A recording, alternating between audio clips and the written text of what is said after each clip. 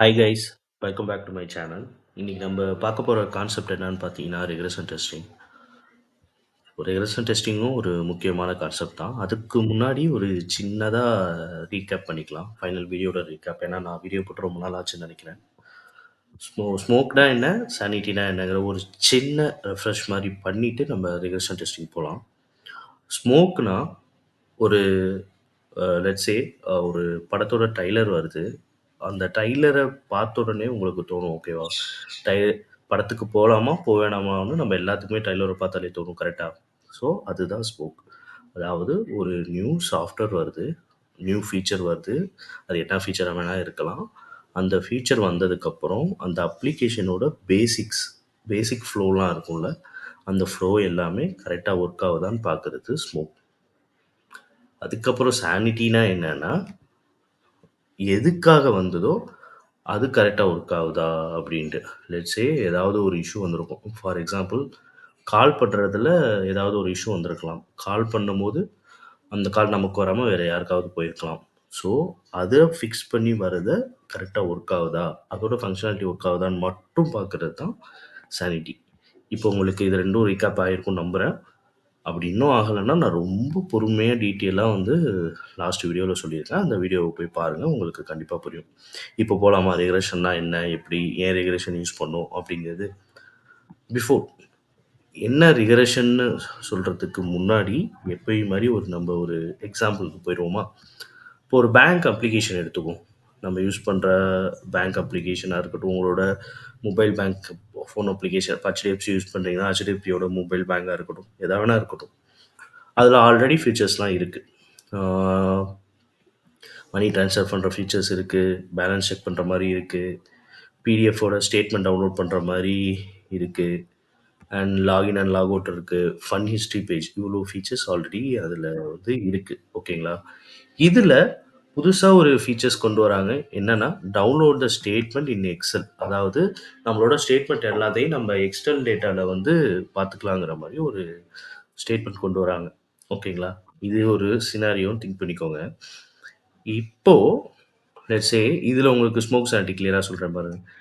இப்போ இந்த download state ஆ Excel இது வந்ததுக்கப்புறம், இதில ப்ரீவியஸா இருக்க முக்கியமான ஃப்ளோலாம் ஒர்க் ஆகுதான்னு பார்க்குறது ஸ்மோக். இந்த டவுன்லோட் ஸ்டேட்மெண்ட் இன் எக்ஸெல் இது கரெக்ட்டா ஒர்க் ஆகுதான்னு செக் பண்றது சானிட்டி. இப்போ நம்ம என்ன பார்க்க போறோம்னா, ரிக்ரெஷன். ஆல்ரெடி இது எல்லாமே ப்ராப்பரா ஒர்க் ஆயிட்டு இருக்கு. ஓகேவா?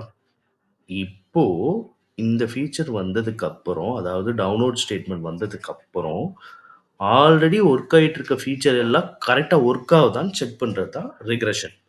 ஸ்மோக்ல வந்து பார்த்தீங்கன்னா, நம்ம எல்லா ஃப்ளோவையும் செக் பண்ண மாட்டோம். ஒரு 100க்கு 10 ஃப்ளோ பார்த்தா போதுங்கிற மாரி நம்ம செக் பண்ணுவோம்.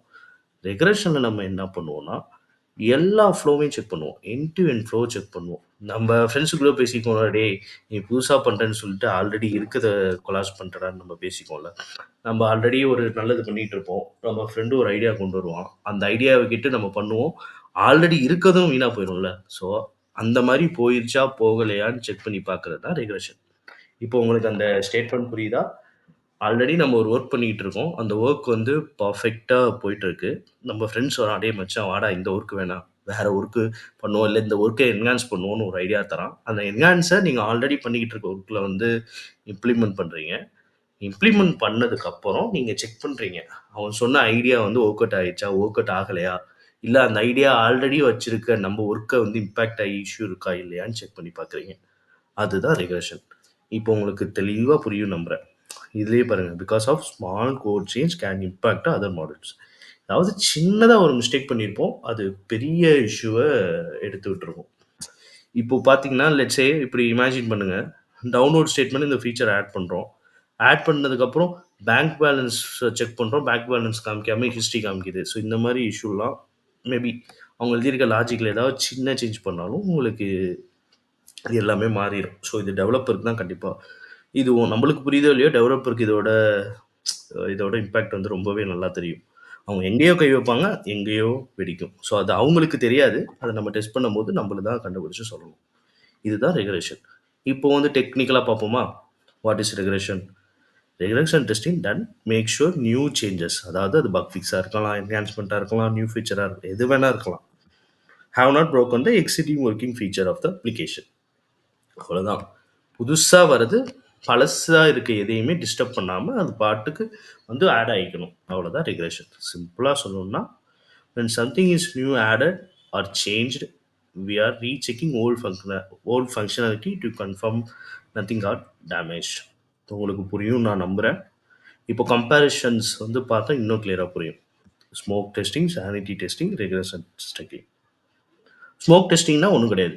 Check the build is stable. அதாவது அந்த டைலர் பார்க்குறீங்க, டைலர் நல்லா இருக்கா நல்லா இல்லையா அப்படின்னு பார்க்குறோம் கரெக்டாக. அங்கே வந்து நம்ம ஒரு ஸ்டேட்மெண்ட் கொடுப்போம், ஓகே டைலர் நல்லா இருக்கு நல்லா இல்லை. அதுதான் ஸ்மோக் டெஸ்டிங். சானிட்டி டெஸ்ட், சானிட்டினா என்னன்னு பார்த்தீங்கன்னா, check the specific bug fix or new small changes. அதாவது இப்போ லெட்ஸே